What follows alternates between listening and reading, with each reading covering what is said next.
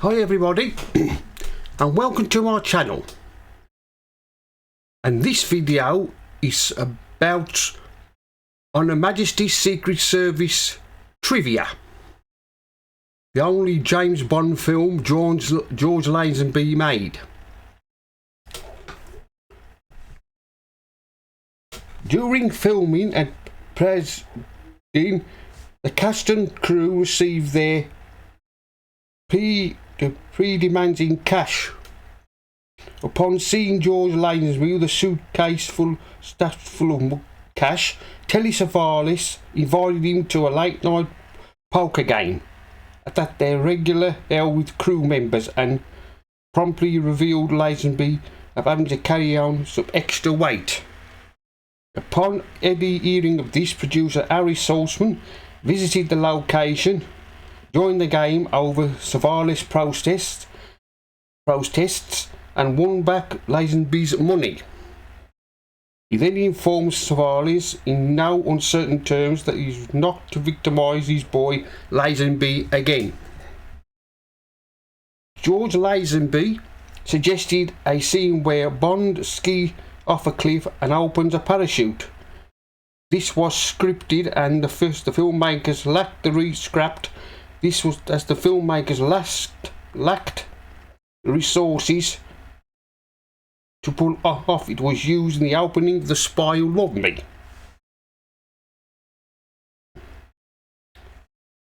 Blofeld's headquarters was partly completed restaurant on top of Mount.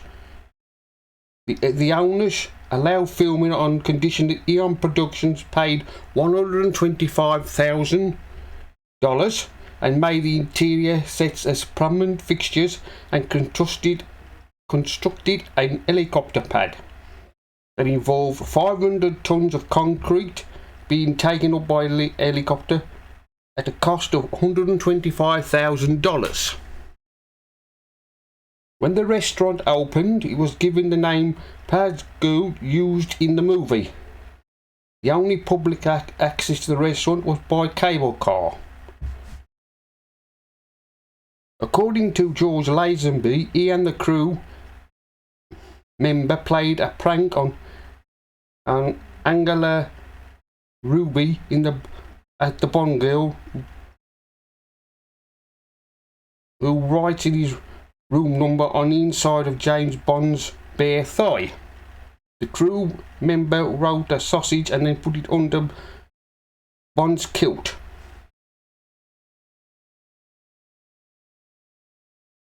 There are many reasons why George Lazenby only made one appearance as James Bond. According to the DVD documentary, here are some of the main reasons. 1. Lazenby's youthful looks rankled producer Howard R. Buckley's nerves. One incident mentioned is Lazenby skiing down the slopes on his own, resulting in the broken arm. A moment of arrogance on Lazenby's part that spawned a cast and crew party. The notably harsh British tabloids writing up unfavourable stories about Lazenby and how he forced to measure up to Sean Connery, thereby swing the public opinion against him. The movie, before it was released, one incident by Lazenby was during an interview with a reporter in which Diana Rigg jokingly yelled from across the room, "I'm having garlic for lunch. Darling, I hope you are too."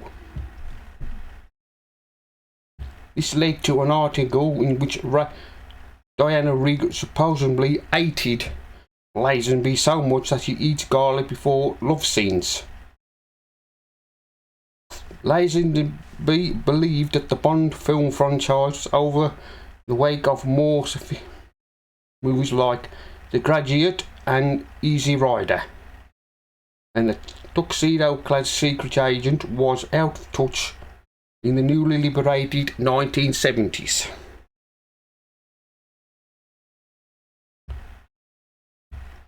He mentioned to his agent that he wasn't sure if he wanted to play Bond again, even before this movie was released. The producers heard this and went When none too pleased, Lazenby had been offered a 7-movie deal and he had signed a letter of intent to star in Diamonds Are Forever. Having secured a suit ordered by and uncollected by Sean Connery and getting a Rolex and haircut like him, George Lazenby talked his way into meeting producer Howard Broccoli and producer Harry Saltzman and director Peter R. Hunt. After bluffing his way through the meeting and falsely claiming he had wide acting credits, he secured a screen test. Lazenby then confessed to Hunt that he'd made it all up and he wasn't an actor. Hunt laughed and told him you just strolled in here and managed to fool two of the most ruthless in the business. You're an actor. The producers originally intended to explain the change of lead actors in this movie by saying that Bond had undergone plastic surgery because his old face was now too well known by foreign spies for him to go undercover, but then they decided to refer to the change at all on this, properly minimising the public attention to being paid to George Lazenby, replacing Sean Connery. However, after the opening action sequence right before the title, Bond says directly to the camera, "This never happened to the other fella," an internal comedic reference to the change in actors.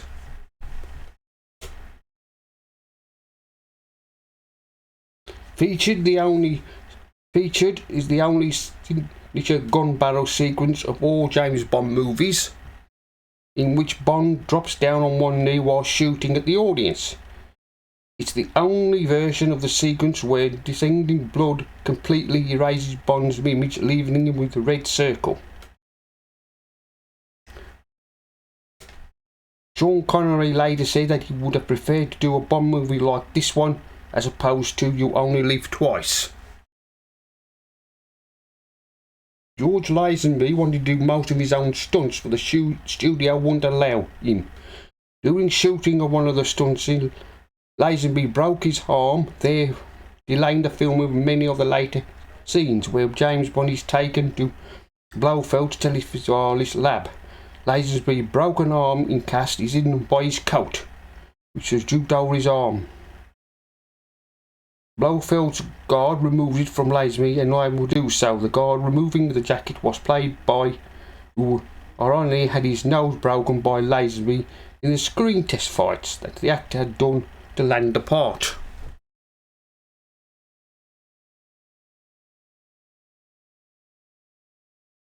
As James Bond passes a janitor in Marco Draco's headquarters, the man can be seen whistling Goldfinger.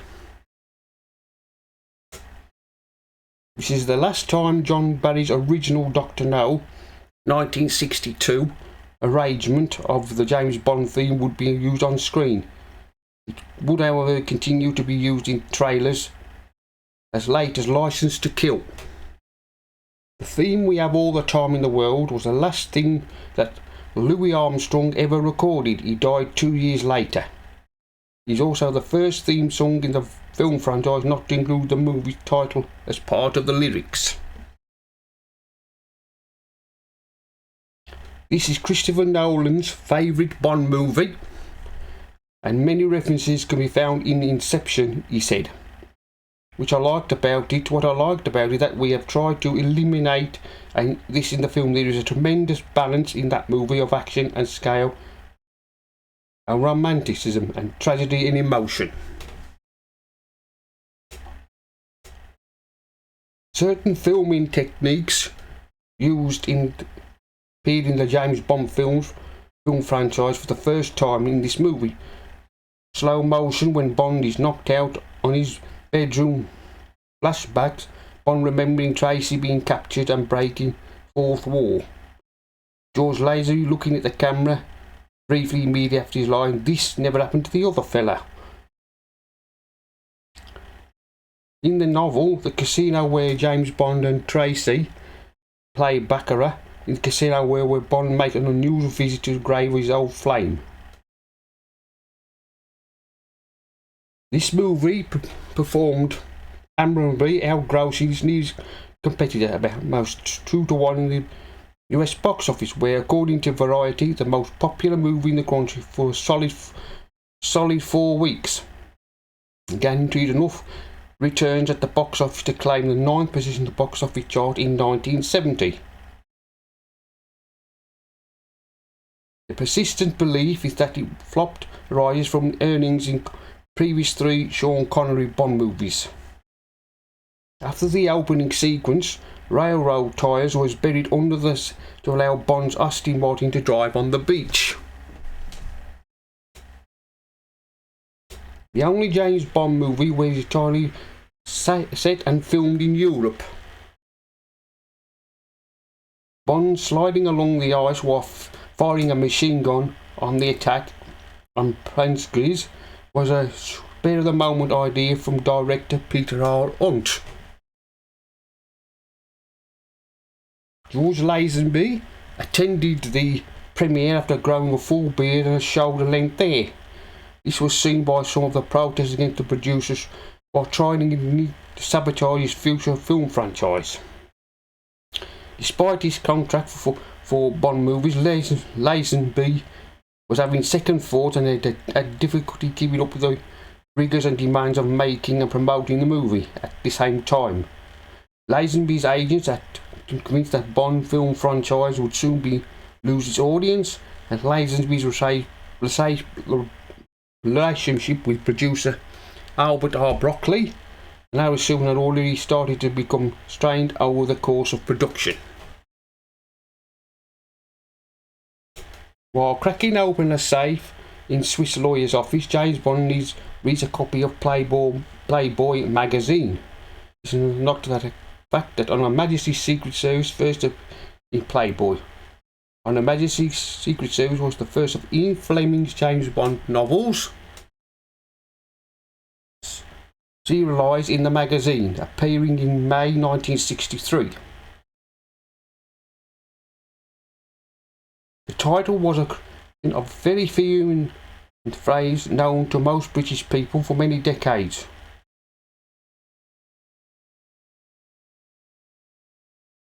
Formed some spectacular skiing feats of filming of the chase sequence of this movie. These include skiing backwards over on the old camera and sometimes placing between his legs and going towards behind a bobsleigh along the bobsleigh course. The first Bond movie since From Russia with Love, 1963, to use an instrumental theme over the opening titles. The decision to forego the unusual song was promoted by that any lyric comparison to the attempt to include the full title of this movie would be awkward, and at best sounded like a Gilbert and Sullivan song, which would be. Timothy Dalton was offered the part of James Bond but turned it down, feeling that at 22 he was too young and relatively inexperienced to take the role. Whereas Ads for You Only Live Twice loudly to Sean Connery is James Bond, the marketing of this movie downplayed the name of the replacement actor completely. This is the last time the name of an actor playing Bond appears below the title, and in several of the ads for the movie there is an image of faceless Bond, since George Lazenby was virtually unknown when he was cast as Bond in a teaser advertising the Bond movie that in the Bond character rather than the actor playing him. Donald Pleasance was replaced as Ernst Sylve Blofeld because producer Howard R. Broccoli and director Peter R. felt that unsuited the more physical side of the role.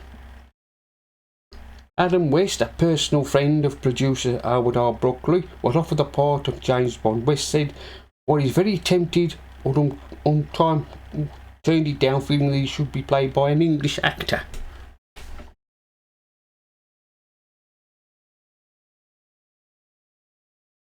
The sequence where James Bond finds Tracy waiting for him in his auto suits has since been used as an additional scene for trying for the role of James Bond.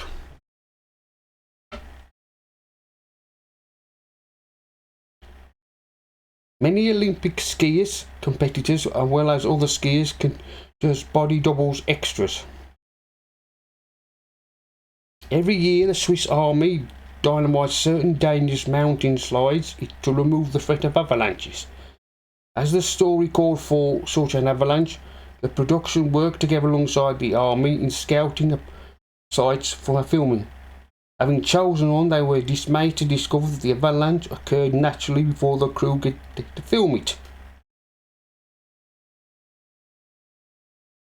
George Lazenby said he experienced difficulties during shooting and not receiving any coaching despite the lack of acting experience, and with director Peter Arndt never addressing him directly through his assistant Lazenby also declared that Arndt also asked to keep a distance from him.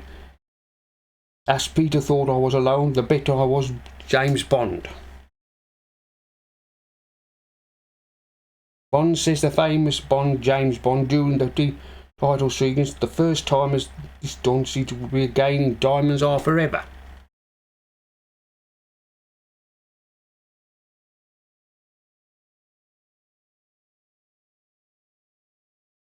George Baker provided the voice of Bond when 007 Sir Hilary Barry. This was originally going to be the fourth Bond movie. However, Thunderball was filmed instead after an ongoing rights dispute over the novel and settled between Ian Fleming and Kevin McClory, who due to follow that, but problems with warm weather, Swiss winter and a good snow cover had to producers in the movie again, favouring production of You Only Live Twice. During filming, George Lazenby was fooling around on horseback and chased Bernard Lee to cause to a furnace and tear his leg open. As no doctor was available, the local vet stitched it up. The final time until for your eyes only that James Bond would be tossing his hat. George Lazenby, the only actor to get a Golden nomination for playing James Bond. This was the longest Bond movie of the 20th century at 142 minutes. It was extended in the 21st century by holding a record for about 37 years until Casino Royale at 144 minutes. Although George Lazenby made only one James Bond movie, despite being offered a 7-movie contract, he made 2 appearances as James Bond. This was the first, the second, in The Return of the Man from U.N.C.L.E. 15 years of a late affair, 1980, when he helped Napoleon Solo and Ilya Kuryakin in a street fight from his car. His character is called JB.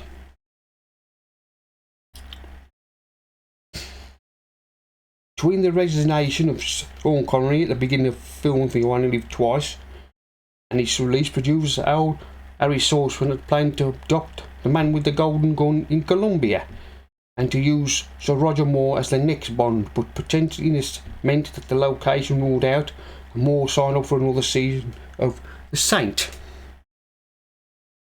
Kevin McClory considered casting George Lazenby as James Bond in Never Say Never Again, but Lazenby was dropped from consideration when Connery confirmed that he wanted the role.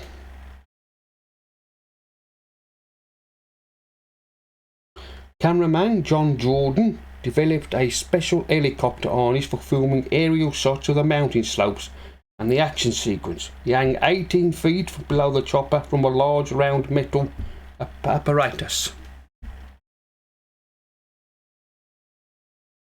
The first of the 2 times James Bond is shown at the MI6 office, the other being Die Another Day. This is the only James Bond movie in which Bond goes to Portugal, where Ian Fleming was inspired by and created Casino Royale, the first Bond novel. Born in Australia, George Lazenby was one of 2 James Bond actors born outside the United Kingdom. The other actor is Pierce Brosnan.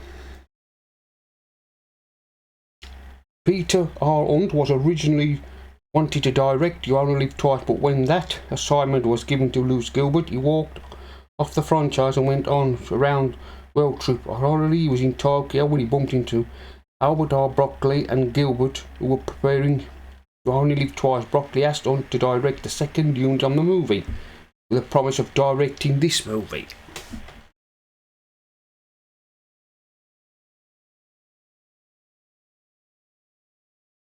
Diana Rigg said once of the reasons for accepting the role of Tracy was that she's always wanted to be in an epic movie.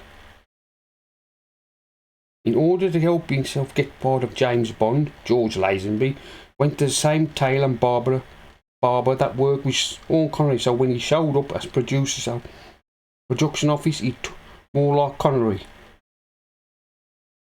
Broccoli was present at the barber shop when Lazenby showed his haircut. This is a part that did help him establish an image and let him get in the role of James Bond. Joanna Lumley makes one of her first on-screen appearances in this movie.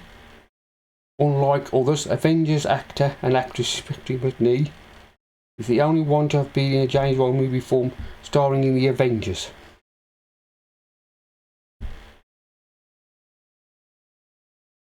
Joanna Lumley recalled that she and George Lazenby were acting in different ways during lengthy stay in Switzerland. She selected wildflowers, knitted and blanket for her young son. He learned to play Hey Jude by the Beatles on his guitar.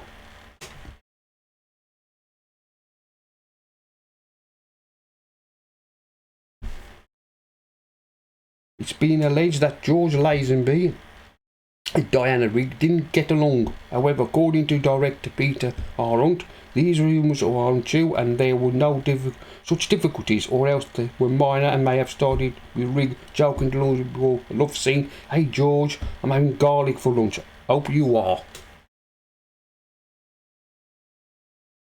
The royal premiere was held on Thursday, December the 18th, 1969 at the Odeon.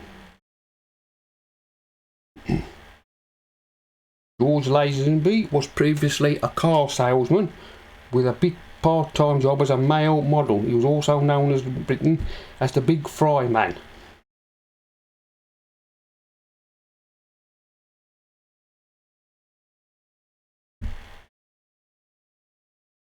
First time M's house called Quarterback in this movie, and you've seen in a James Bond movie in the franchise Casino Royale, and the second M's house is also seen in the unofficial Casino Royale 1967. In the scene where Bond and Tracy crash into a car race while being pursued, an ice rink created an even unused aeroplane track, and the water and snow sprayed it on constantly. Diana Rigg did most of the driving on the high number of close-ups.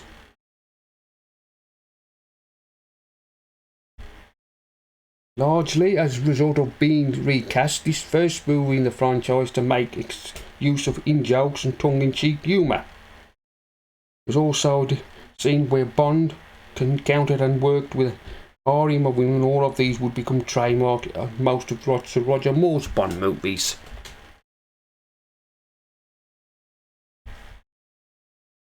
For some sequences, cameraman John Jordan was suspended 18 feet under a jet helicopter while the pilot flew around mountain peaks and glaciers. The following year, Jordan was killed on a similar job for Catch-22.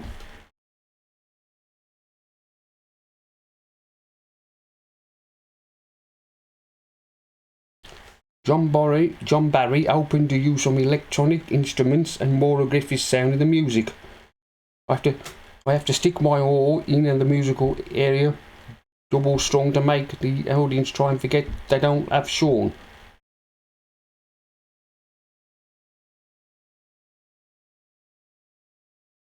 The Bob sleighing chase was also filmed with the help of the Swiss Olympic athletes and was rewritten to incorporate the accident of stuntman suffered during shooting.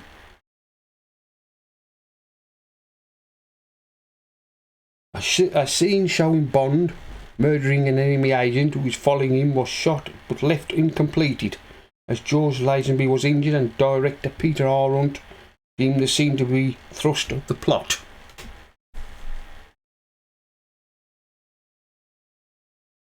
Producer Harry Saltzman wanted the Portugal scenes to be in France, but after searching there, director Peter Arund considered not only were the locations not problematic, they already have overexposed. Final movie in which the name of the actor played James Bond appears below the title in the title sequence.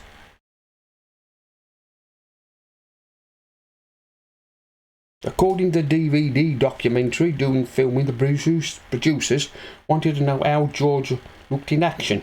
Director Peter Arnold asked stunt arranger to test his action during the fights and fought with the stuntman for real. He not learned how to withhold a punch and injured a Russian wrestler by busting open his nose open. The crew were impressed and with the action sequence decided to hire Lazenby.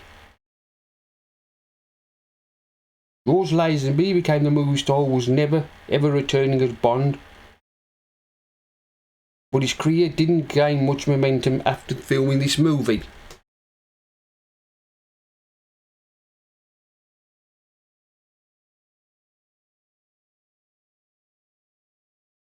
A double was used for Diana Rigg on the ice rink, and the actress didn't know how to skate. One of Hammer and B movie actor Julie Edge's first role is after moving to England from Norway was to pose nude in the magazine that brought her attention of producers.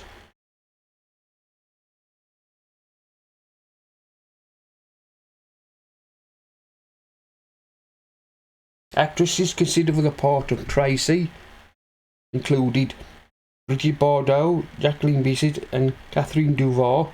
Reportedly, Bardot was a first choice of director Peter Arnold, but decided to appear opposite Sean Connery in Shalako. Dame Diana Rigg was finally chosen because of her appearance as Emma Peel in the British television series The Avengers.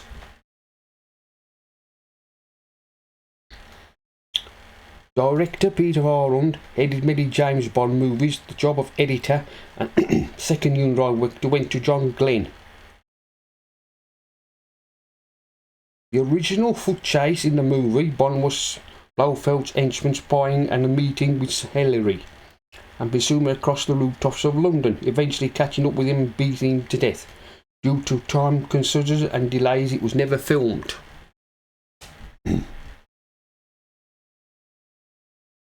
The original plan was to film the bobsleigh run, but it was unworkable and it was impossible to rope off the spectators, and they could only be used for an hour due to the producers had no choice to build their own at considerable cost. The film had a $7 million budget and a shooting schedule of 9 months, half of which was on location and a crew of 120. Production was hampered by weak snowfall, which was unfavourable in the skiing action scenes. The producers even considered moving to another location in Switzerland. But cinema photographer Peter Arnold aimed for simple but glamorous like the 1950s films I grew up with, as well as something realistic. Actors considered for the role of James Bond included Adam West, who used to play Batman, Bob Campbell, Anthony Rogers, and Roy Finnis. One of the ads at the racetrack was for Corgi Toy Car Company, which has held the long-time licence to produce die-cast versions of James Bond movie vehicles. Only movie in the Eon Productions film franchise were the scenes at especially during Christmas and the New Year's holiday season.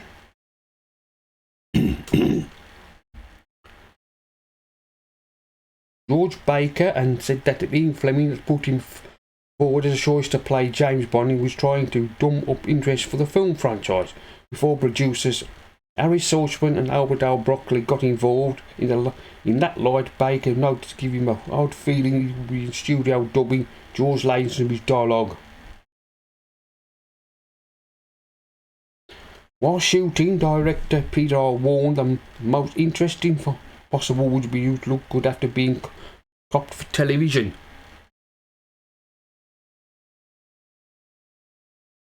In an Australia radio interview, biggest regrets George Lazenby revealed he had was offered a contract for multiple Bond movies, but his agent advised him against this, as the franchise seemed to be taking off at the time. Well, that's the end of my On Her Majesty's Secret Service trivia.